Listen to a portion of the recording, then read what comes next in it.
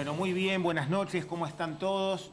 Miércoles 6 de mayo de 2026 en vivo por 3 de febrero stream en esto que es Hora Libre. Nuestros compañeros de siempre, tanto Lucho Bendaña como Marcelo Barone, se van a incorporar seguramente Marcelo. Lucho ha tenido un pequeño inconveniente, un trastorno de carácter familiar y muy posiblemente no lo tengamos esta noche compartiendo aquí con nosotros, ¿verdad? Pero seguramente el próximo programa, el miércoles siguiente, habida cuenta de que ustedes ya saben que Hora Libre desde ahora va todos los miércoles a las 20 horas en vivo por la señal, nueva señal de 3 de febrero stream, por supuesto, marcando de alguna manera el compás, la idea de lo que es la política argentina, lo que pasa en la provincia de Buenos Aires, nuestro distrito en particular, 3 de febrero, y como siempre cargado de lo que es opinión, información, reflexiones, un poco de humor, desde luego, como corresponde a un formato característico como es el streaming, y compartir básicamente con nuestra audiencia en forma sincera y permanente las íntimas convicciones, que en definitiva de eso se trata, ¿verdad? Bueno, verán que tenemos el merchandising a full, acá la gorrita de Hora Libre, por ahí anda la de 3 de febrero stream, llegaron las tazas también que hacen mención al programa y desde luego también al canal de stream. Así que bueno, estamos a full con esto, estamos muy contentos. Desde luego que ustedes también pueden adquirir todo este merchandising a precios muy económicos, prácticamente al costo. Ayudan al programa y por otro lado se hacen de una, llamémosle, de un outfit muy interesante en lo que es gorras, buzos, remeras y otro tipo de enseres que hacen a la vestimenta, y desde luego también esto que es un hermoso acompañamiento que en definitiva son estas tacitas, las tacitas del streaming y las tacitas del programa, ¿verdad? Bueno, como van a llegar un poquito más tarde mis compañeros, arranco yo, y la verdad que tenía ganas. Ustedes vieron que en el nuevo formato que tenemos a partir de este año no hacemos editorial como lo hacíamos en los años anteriores, tanto en la primera como en la segunda temporada, todo esto es muy distinto. Nos sentábamos en un sillón, el sillón rojo, que se había hecho característico en nuestro programa. Bueno, ha cambiado no solamente el canal por el cual emitimos, anteriormente lo hacíamos por el Instituto Ideas de la Libertad, ahora lo hacemos por 3 de febrero stream, pero al mismo tiempo ha cambiado la escenografía, el herramental, el mobiliario, en este caso la utilería y la técnica, por supuesto. Bueno, tenemos unos micrófonos fantásticos, unas cámaras hermosas, una iluminación muy buena. Obviamente que me ensombrece un poquito los ojos porque, bueno, tengo la gorrita, ¿verdad? Pero la realidad es que la iluminación del stream, del set, es extraordinaria. Quería contarles y quería arrancar el programa siendo las 19:41. Estamos en vivo, Lautaro, ¿no es cierto? Estamos saliendo perfectamente. Perfectamente estamos llegando. Esto es un milagro, como siempre lo es Internet, ¿verdad? A todo el mundo. O sea, nos pueden ver desde cualquier lugar del mundo, más recóndito o más cercano. Y no podemos evitar, no puedo evitar yo hablar en este bloque inicial de todo lo que es el tema de Manuel Adorni, ¿verdad? Del jefe de gabinete. Lo hemos hecho en las distintas, por supuesto, situaciones que tenemos para comentar. Me estoy acomodando la gorra, me la veo retorcida, pero bueno, ahí debe estar. Lo hemos hecho, les decía, en los distintos formatos que tiene la red, en las redes sociales, Instagram, Facebook, ex Twitter, pero no quería dejar de comentar con todos ustedes, con esta audiencia particular que es la del streaming, las íntimas sensaciones que yo tengo respecto de este tema, que me ha traído bastantes dificultades, sobre todo en las huestes propias, ¿no es cierto? O sea, en el fuego amigo, en lo que es la propia tropa y parcialidad de La Libertad Avanza, producto de que no es tan fácil disentir respecto de estas cuestiones que bajan de manera monolítica también, ¿no? Pero uno tiene que ser absolutamente honesto con su pensamiento, apegado ciertamente a las íntimas convicciones, y la realidad es que día tras día los episodios que rodearon y que en definitiva vamos conociendo a través de los medios, a través de las investigaciones, a través fundamentalmente también de testigos y también de, en el caso nuestro, cosas que podemos relevar, ya sea de bambalinas, detrás de escena, off the records, conversaciones con dirigentes del ámbito partidario, ya sea de la provincia, del país, por supuesto también incluso. La realidad es que día tras día los episodios que rodearon al jefe de gabinete y que aún continúan y que continuarán, porque esto no tengan dudas que va a ser así, a mí en lo personal me fueron alejando cada vez más de una mirada, llamémosle piadosa, contemplativa y hasta en un punto podría decir solidaria, cosa que a lo mejor en el inmediato principio quisimos ver de esa manera o nos autoimpusimos verlo de esa manera. Pero la realidad es que el tiempo nos fue separando, distanciando, producto de la terrible, contundente, decisiva carga de la prueba. Y sobre todo el daño tremendo, impresionante que le produjo al gobierno de Javier Milei estos 60 días de Adorni.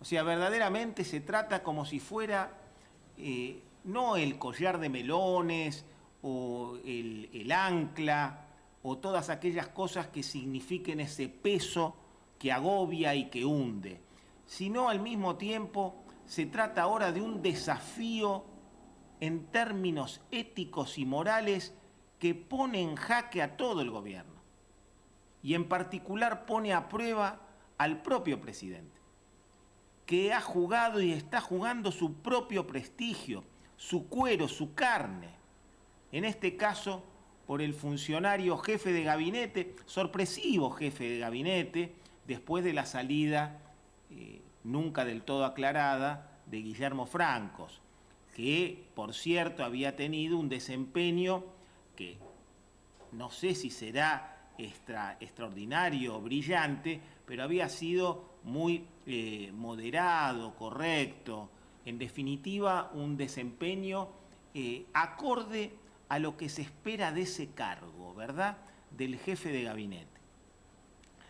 Durante los últimos días yo escuché, como seguramente todos ustedes, y hemos visto también en redes sociales y en medios periodísticos tradicionales, cosas que decían ex amigos de Milei, o en todo caso también gente que viene desde la primera hora y aún todavía hoy continúa apoyando el proyecto político del presidente. O sea, digo, un arco bastante amplio, desde aquellos que lo acompañaron al presidente y en algún momento se produjeron distanciamientos, y aquellos que aún todavía hoy continúan y, por supuesto, también de manera muy cercana.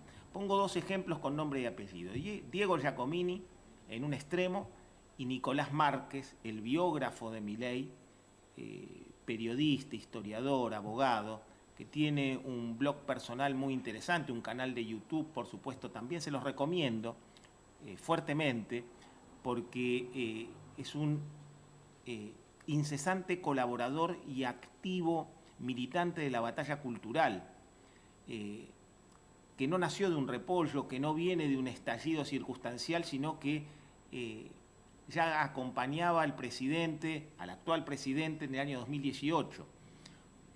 Lo invitaba a conferencias, a Mar del Plata, fundamentalmente. Creo que lo hemos comentado también en Hora Libre en algún programa anterior. Decía entonces que lo escuché a Giacomini, ¿no es cierto? Habló pestes de Adorni.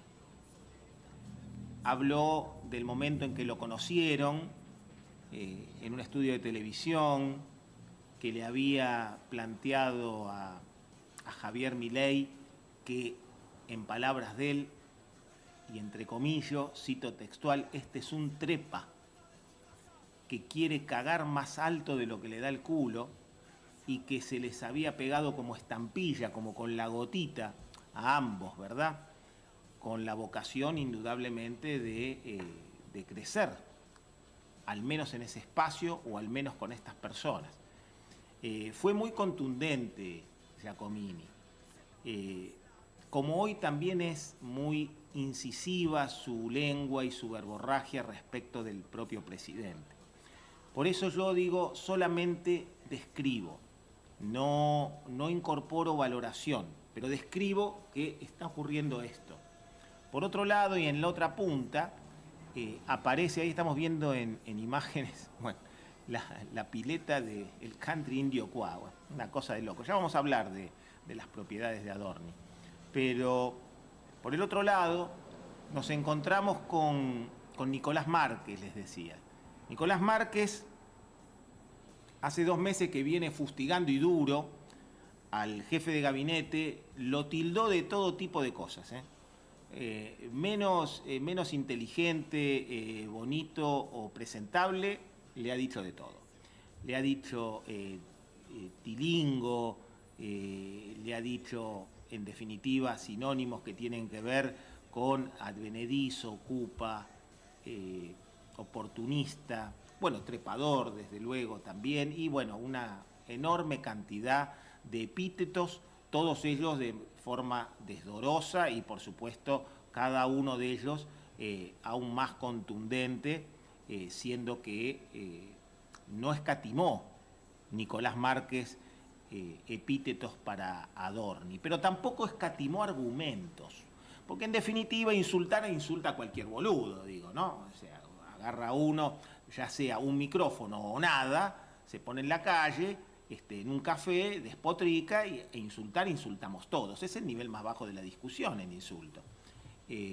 Efectivo a veces, pero no es un nivel muy edificante, es un nivel más bien llano de la discusión. Ahora, la realidad es que Nicolás aportó elementos, reflexiones, información, sustento, o sea, le dio basamento a su posición.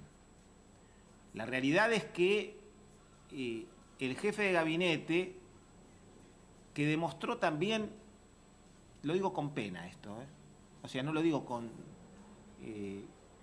enjundia, ni con, llamémosle, una suerte de ironía, no, lo digo con pena, demostró ser simplón.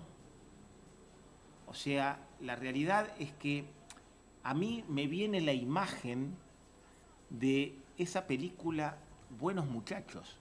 Ustedes recordarán, con Robert De Niro, Joe Pesci y un gran elenco. Se trataba de mafiosos, no estoy diciendo de mafioso a Adorni, pero sí le estoy diciendo que demostró la voracidad de aquellos que se encuentran con un primer dinero. Y eso es mostrar una hilacha muy fea, que en definitiva rebaja toda condición intelectual de la persona, porque el tipo que cede tan fácilmente a los placeres materiales, realmente edificó muy poco del campo espiritual y simbólico, del campo intelectual. No está en las personas más inteligentes el hecho de encontrar satisfacciones tan pueriles como una cascada o un cambio masivo de aberturas en una casa o una refacción que eventualmente puede costar más del doble de lo que costaba la propiedad o el terreno, o ponerse, que ya sería bastante difícil que ocurra, ponerse a arreglar 2 viviendas al mismo tiempo. No solamente por el costo que ello implica, sino por el esfuerzo mental y personal que supone dedicarse a arreglar una vivienda, llámese un departamento en la ciudad de Buenos Aires, en el barrio de Caballito o aledaños, llámese una casa en el country indio Cuá. ¿verdad? Ya hacer una es bastante. Ahora, ponerse a hacer las dos y al mismo tiempo es desopilante. Comprar auto, viajar al exterior, al interior del país, a los lugares más caros, en transportes que en definitiva parecen reducidos a una élite muy especial. Yo digo, ¿cuántos son las personas normales, comunes en el mundo? En el mundo, miren que le digo, no solamente en la Argentina, que viajan en aviones privados. Es muy reducido eso. Es más, si lo medimos en términos proporcionales, es insignificante respecto de lo que es el transporte aerocomercial de pasajeros, ¿verdad? Pero resulta que a Adorni le vinieron todos los consumos de golpe. Y después le aparecen personajes que son, de alguna manera, de vodevil alrededor. Desde la escribana hasta esta suerte de, llamémosle, contratista, que lo incrimina de cabo a rabo, que viene el tipo y dice, el tipo me pagó $245.000 en negro. O sea, hace una autoincriminación en un punto. También no creo que al fiscal Policita le importe mucho eso, es más, no es el meollo de la cuestión, pero digo, el tipo viene, declara, dice eso, aporta una cantidad de elementos que son aquellos que conocemos el proceso de una obra, sabemos que funciona así. Porque es cierto. O sea, uno busca un contratista, ese contratista va haciendo las etapas propias de la construcción, generalmente se lleva todo eso en una planilla que es un Excel, el Excel va avanzando, se van cubriendo los casilleros, se va adelantando dinero, contraprestación, por supuesto, de compra de materiales por un lado y de pago a personal por el otro, ¿no es cierto? Digo, esos 240.000 o $45.000 no van al bolsillo del contratista, van a la compra de los insumos para lo que es en este caso la edificación de una casa o una refacción integral, prácticamente hacerla de nuevo, y todo lo que conlleva también la mano de obra, generalmente peso más, peso menos, dólar más, dólar menos, y generalmente se habla de algo bastante parecido a la paridad.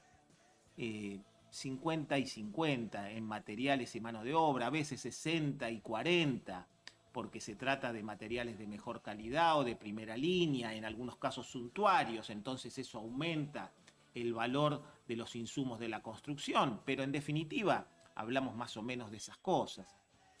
Y la realidad es que el tipo Tovares, ¿no? El apellido, Tobar, Tobar creo que es. Sí. Es irrelevante de todas maneras. Eso aporta su teléfono. Hay versiones que dicen que el jefe de gabinete, o a través del jefe de gabinete, o él mismo, son versiones, lo llamó el mismo día que tenía que declarar. Una llamada de 3 minutos aparentemente.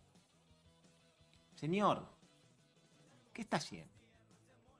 ¿Cuánto tiempo más te piensa perjudicar al gobierno de Javier Milei, Manuel Adorni? Sinceramente se lo pregunto. Que despertó de alguna forma la política con la llegada de Javier Milei y flaco favor le está haciendo. Recuerdo que cuando lo designaron jefe de gabinete Adorni, hubo una charla entre Javier Milei y Mauricio Macri.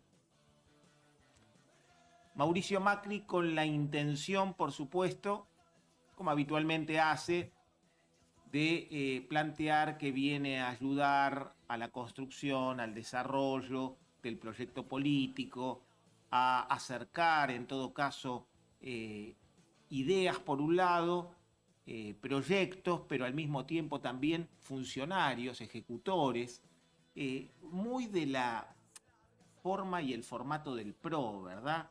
O sea, el PRO siempre se manejó con esa idea de un pretendido eficientismo que después no se verificó en la práctica, pero la realidad que era declamado, ¿verdad?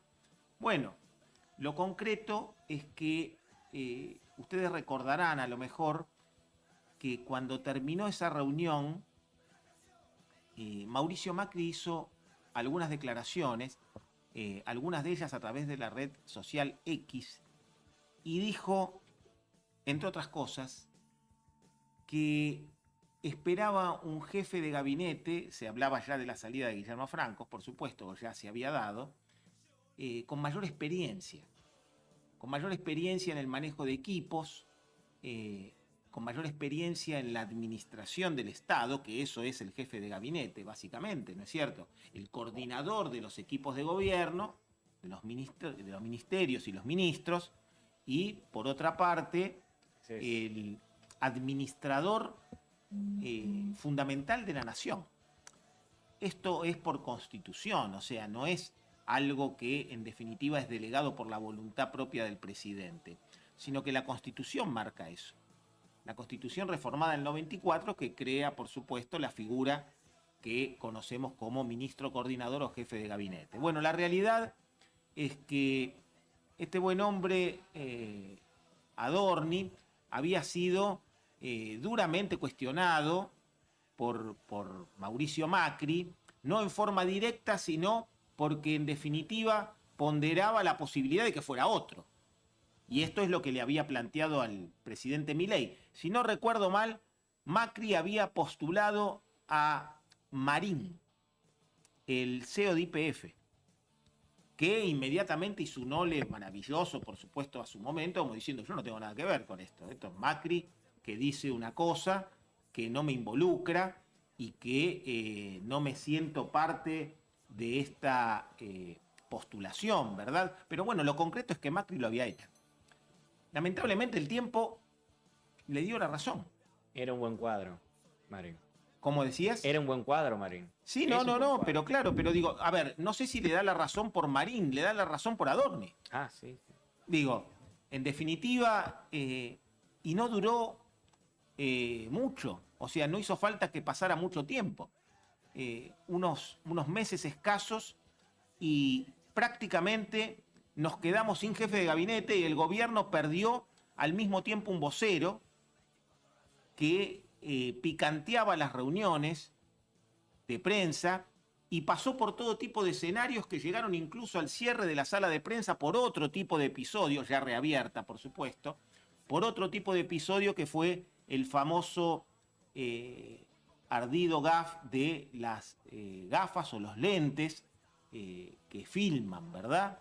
Esos lentes tipo Ray-Ban que se los asocia de alguna manera a grabaciones subrepticias no convalidadas y por supuesto no asentidas, ya sea de carácter privado o en todo caso en ámbitos que si bien pueden tener cierta condición pública, también tienen al mismo tiempo algún grado de reserva.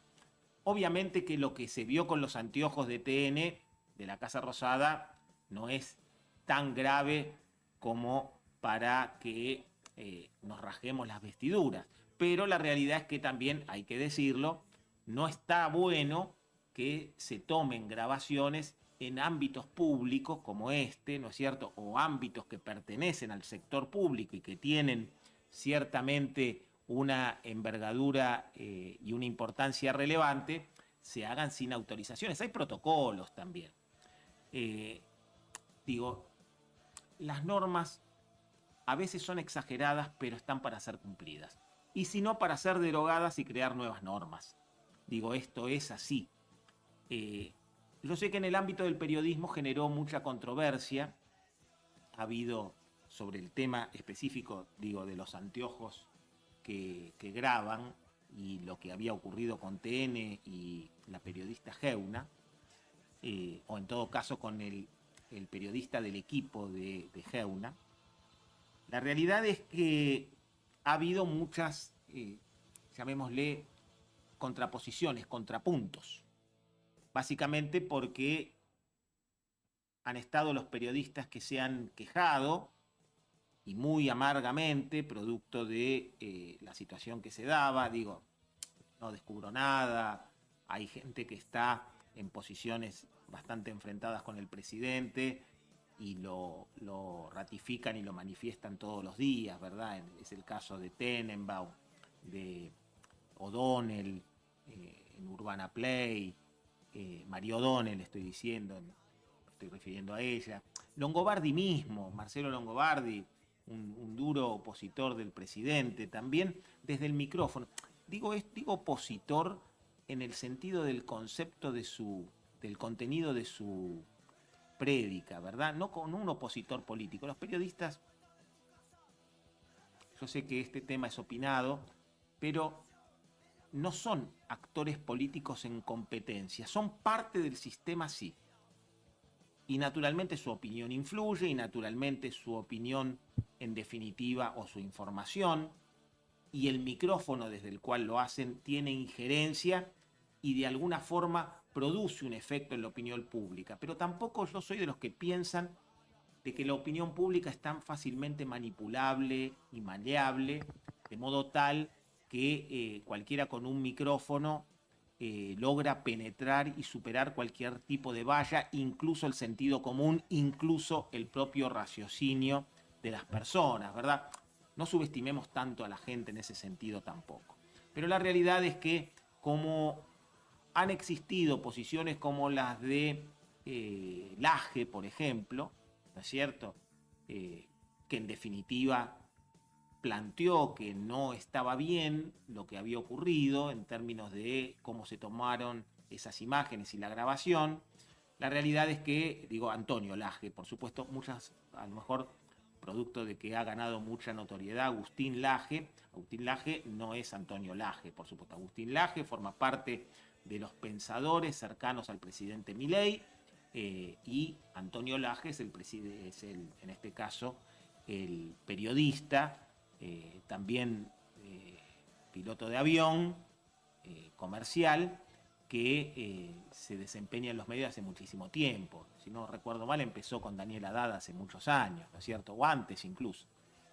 Pero lo concreto es que, bueno, se produjo este contrapunto entre periodistas y se reanudó y recrudeció esa suerte de batalla épica de periodistas contra periodistas, ¿no? O sea, ocurre esto en muchos programas, ya sea de aire tradicional o de streaming, donde los periodistas hablan de periodistas, ¿verdad? Pero sin correrme demasiado del tema Adorni, digo, me parece sinceramente que uno tiene que ser un poquito mejor en la función pública. Y la función pública no puede ser el camino ni la herramienta para la transformación o la elevación social del funcionario. Digo, eso es patético. El tipo que viene a la función pública a hacer crecer su patrimonio es lamentable. Porque en definitiva, si gana más en la función pública, en forma, llamémosle, absolutamente transparente, legal y blanca, que en la actividad privada, y básicamente es porque fracasó en el sector privado, porque el sector público en blanco paga poco. Ahora, ¿qué ocurre con lo de Manuel Adorni? Pone sobre el tapete una cantidad de cuestiones que antes no estaban, por lo menos a la vista de todos. Digo, en los días que estamos transcurriendo se habla de sobresueldos. Y yo me acuerdo de los sobresueldos del gobierno de Menem. O sea, y naturalmente eso derivó en causas judiciales también y condenas incluso.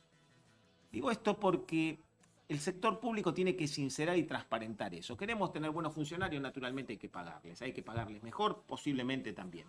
Ahora, la realidad es que la política no está en este momento para pagar funcionarios políticos. Esta es la realidad también. Estamos en un proceso de racionalización, de constricción del gasto, de déficit cero. ¿Con qué autoridad este hombre se para no solamente ante el país, sino también ante las distintas fuerzas vivas de la comunidad, o ante los empresarios, o ante las cámaras representantes de estos empresarios, o de los distintos, llamémosle, sectores de la economía? Tipo que ha perdido toda credibilidad, lamentablemente, convertido prácticamente en un meme. convertido en historietas de inteligencia artificial, con lo peor que es el hecho de destruir simbólicamente algo que era valioso para la libertad avanza, que es la austeridad. Las vidas de nuevos ricos siempre traen cola y es una cola de cometa negativa. A nadie le cae bien el hecho de gente que quiere solamente como un hedonista placeres de ese tipo de características, que después se suman también a episodios que serán ciertos o no, no lo sé, pero de la mujer de Adorni, y que en definitiva ponen en relieve cuestiones que hasta parecen en todo caso menores, pero que toman de alguna manera significación producto de la sumatoria de elementos. Y entonces aparece el tratamiento capilar del jefe de gabinete y aparece por otro lado la recomposición de la dentadura de su señora esposa. Digo, tanto consumo atrasado tenía Adorni, ni hablar de las cosas que le dicen ex compañeros de trabajo.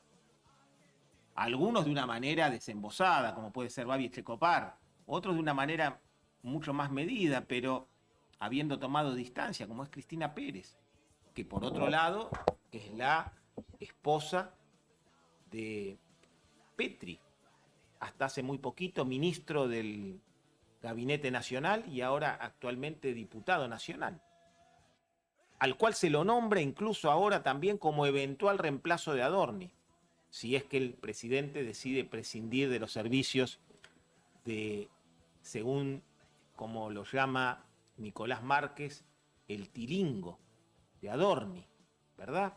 Bien. A mí me da mucha pena esto. Me da mucha pena porque esta es una... la gente depositó en Javier Milei una expectativa muy grande. Y se gobierna con el ejemplo, presidente, también. Yo entiendo que le pega en el medio del pecho esto. Y sobre todo si le tiene confianza y sobre todo si lo aprecia. Porque, en definitiva, es como sucede habitualmente. A aquellos más cercanos nos cuesta pensar que nos hacen semejantes trastadas. Que al día siguiente de tener un peso, van y hacen ostentación del mismo.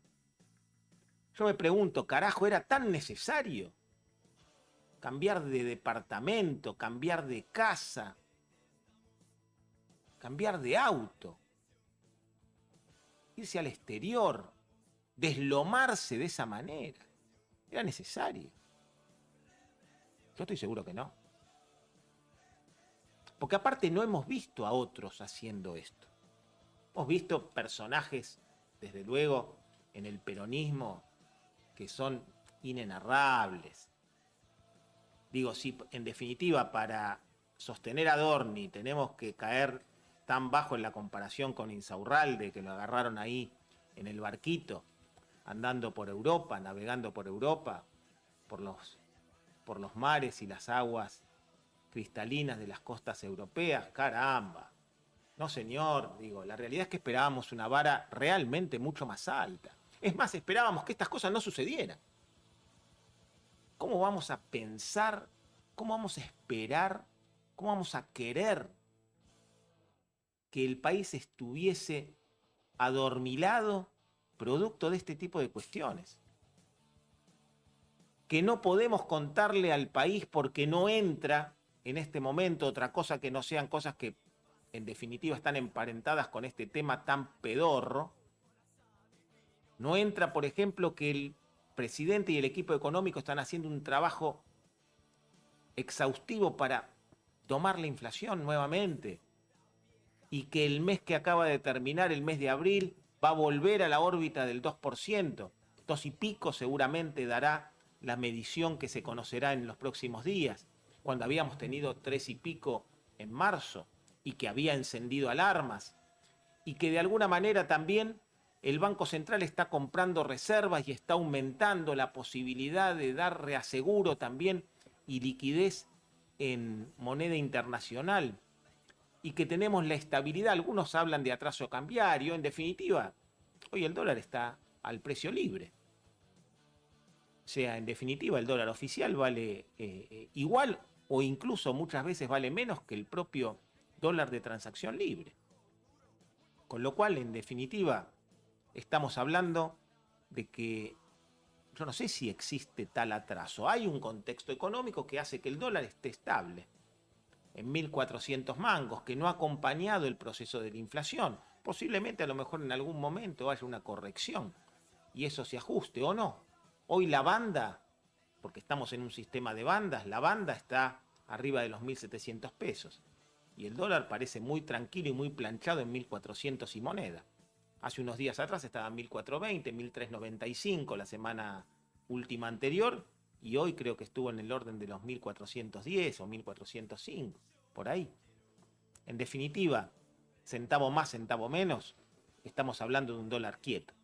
Pero todo esto, el riesgo país en baja, el crecimiento del precio de las acciones argentinas, de las empresas que cotizan en el exterior y que en definitiva están vinculadas al sector de la energía, la minería, a todos los sectores, al campo, a todos los sectores que están creciendo en este momento, en este crecimiento dispar, que también es cierto, no todos los sectores están de alguna manera aprovechando o pudiendo aprovechar los beneficios de una economía que intenta ser estable.